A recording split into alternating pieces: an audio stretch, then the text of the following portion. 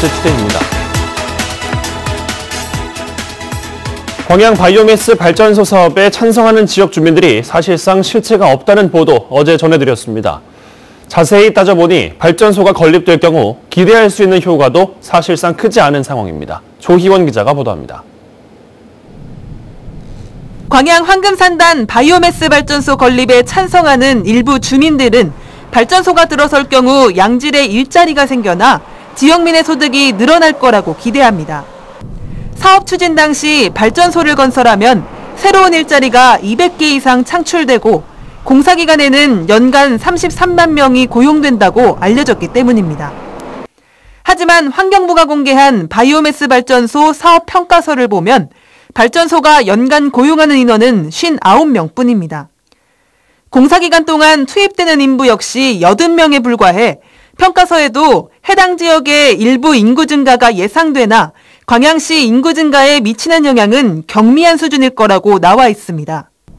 발전소가 들어서게 되면 전력 부족을 우려해 투자 계획을 유보하고 있는 기업들의 활동이 활발해진다는 예측도 있었지만 현재로서는 전력의 여유분이 충분해 지역경제 활성화의 근거도 불충분한 상황입니다.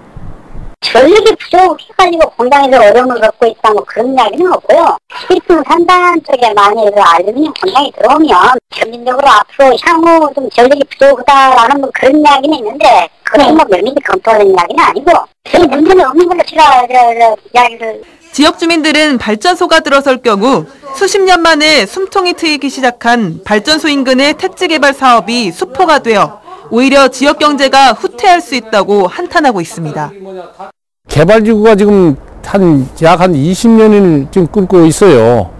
그 공에 들어온다면 땅이 팔려서 개발을 하겠어요. 뭘 하겠어요.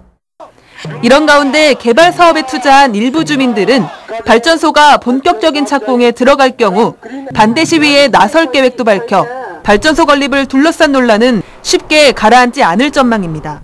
MBC 뉴스 조희원입니다. 최근 대기 중에 미세먼지가 갈수록 심각해지고 있는 가운데 전라남도가 여수와 광양에 미세먼지 차단 숲을 조성합니다. 전라남도는 노후 산단 등 미세먼지 발생원 주변에 대기 오염 물질을 흡수할 수 있는 대규모 녹지 축을 조성하기로 하고 40억 원의 예산을 들여 여수 산단과 광양 명당 산단에 각각 2헥타르의 미세먼지 차단 숲을 조성하기로 했습니다. 전남도는 이를 위해 이달 말까지 산업단지와 공장, 쓰레기 소각장 등 미세먼지 차단숲 조성이 가능한 국공유지에 대한 전수조사에 들어가 지역별로 도시숲과 가로숲 등 미세먼지 숲 조성 계획을 수립하기로 했습니다. 항만 지역 대기질 개선에 관한 특별법안이 어제 국회 본회의를 통과했습니다. 이 특별법은 항만 지역의 3대 미세먼지 배출 원인, 선박, 하역 장비, 화물차를 관리하기 위해 항만 하역 장비의 배출가스 허용 기준을 신설하고 노후 자동차는 항만 출입을 제한하는 등의 내용을 담고 있습니다. 해양수산부는 이 법안이 육상 중심의 미세먼지 대책을 넘어 항만 지역의 미세먼지를 저감하기 위한 법안이라는 데 의의가 있다고 밝혔습니다.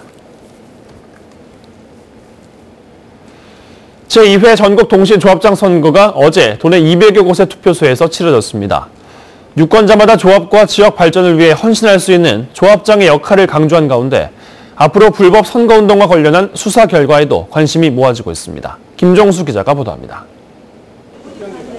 조합원들이 소중한 권리를 행사하기 위해 투표소에 모여듭니다.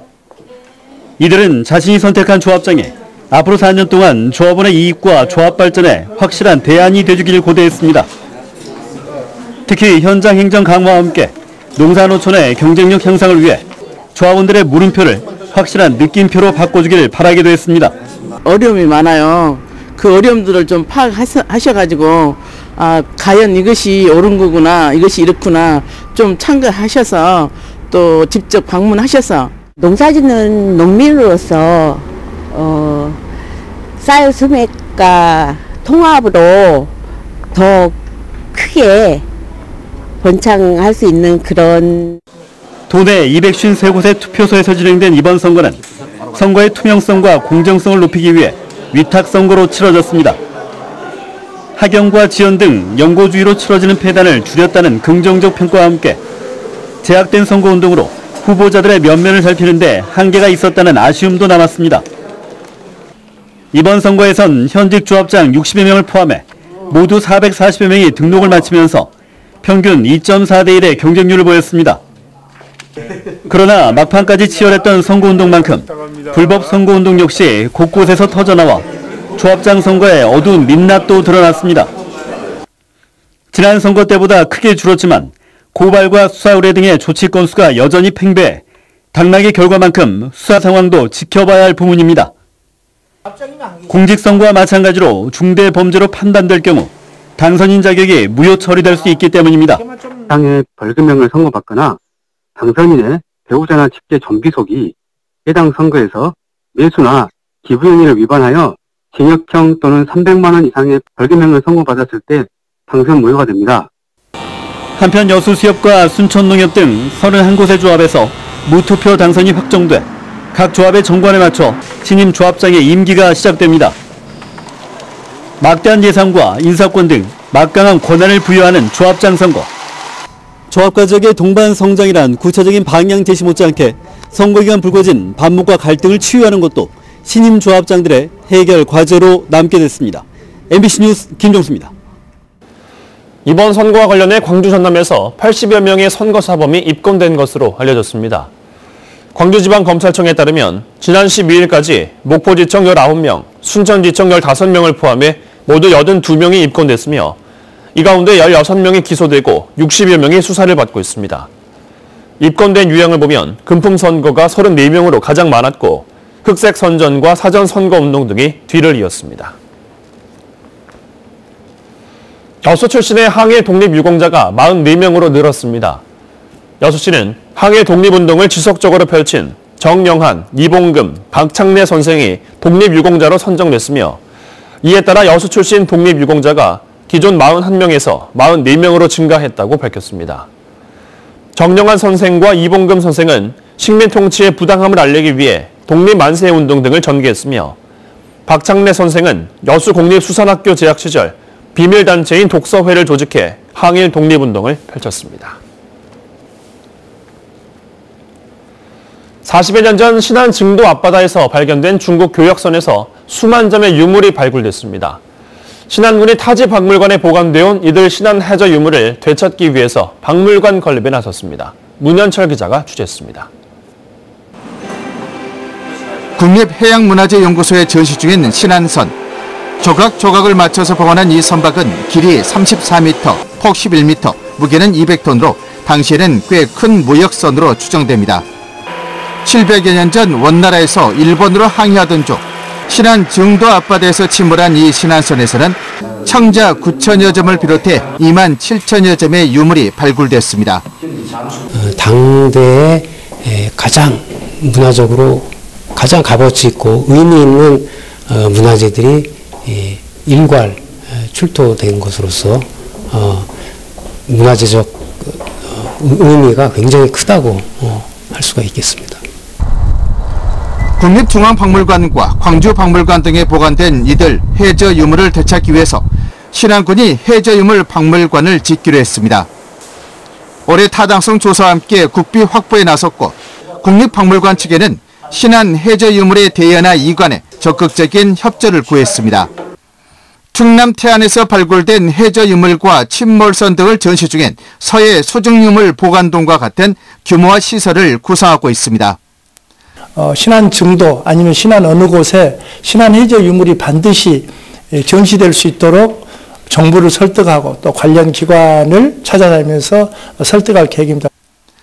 신안군은 최근 중국 도자기 수십 점이 발견된 흑산도 해역에 대한 대대적인 수중 발굴도 추진하고 있습니다. 또한 현재 추진 중인 황해교류 역사관 사업과도 연계해 신안 해저유물 박물관 건립에 속도를 높일 방침입니다. MBC 뉴스 문현철입니다. 전라남도가 지난 2013년 이후 6년 만에 다음 달부터 도내 택시 요금을 평균 15.4% 인상합니다. 전라남도는 지난해 택시 운송조합의 요금 재조정 건의를 받은 이후 검증 요격을 거쳐 조정안을 마련했으며 최근 전남도 소비자정책위원회 심의 의결을 거쳐 인상률을 15.4%로 결정했다고 밝혔습니다.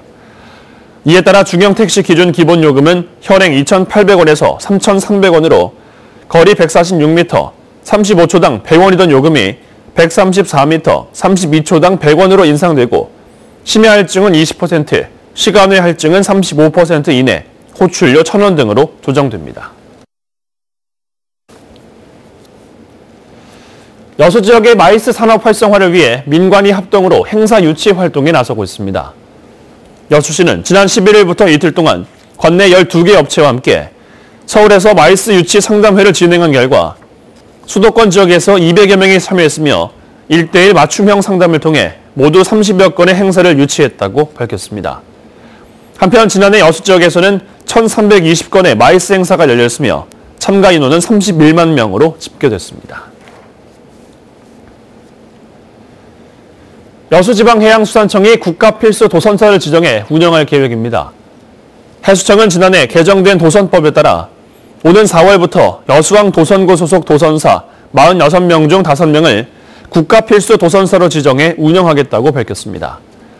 국가필수 도선사는 전시나 사변 등 비상사태가 발생해 해운 항만 기능에 중대한 문제가 발생했을 때 도선 업무에 종사하도록 명령할 수 있는 제도입니다. 전라남도가 농수산식품의 미국 시장 진출을 위해 개설한 상설 전시 판매장이 수출 실적 개선에 큰 도움이 되고 있습니다. 전라남도는 지난해 지역의 농수산식품의 미국 수출이 6,200만 달러로 전년도에 비해 19.2%가 늘었으며 이는 시장 개척단 파견과 식품 박람회 참가는 물론 특히 농수산식품 전시 판매장이 가장 큰 역할을 했다고 밝혔습니다.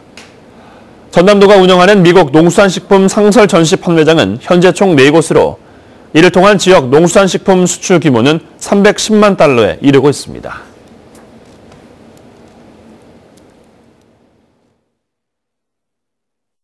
출근길도 하늘 맑죠. 공기 깨끗하죠. 이처럼 봄꽃까지 꽃망울을 터뜨리고 있으니까요. 이 정도 꽃샘 추위쯤이야 라는 생각까지 듭니다. 그래도 오늘 아침 출근길 일교차에 대비해서 옷차림 따뜻하게 하셔야겠어요. 오늘 아침 서울의 최저기온은 영하 1.7도를 기록했는데요. 앞으로는 기온이 올라서 한낮에 서울이 9도가 예상이 되고요. 내일은 오늘보다 기온이 더 오릅니다. 오늘과 내일 모두 먼지로 인한 걱정은 없겠습니다. 하늘은 오늘 오후부터 흐려지겠는데요. 이 중부지방과 경북 북부 내륙을 중심으로는 눈이나 비가 오겠습니다. 내일은 전국에서 오락가락 이어지겠고요. 특히 모레 새벽까지 강원 산지를 중심으로는 최고 8cm가량의 큰 눈이 예상됩니다. 날씨였습니다.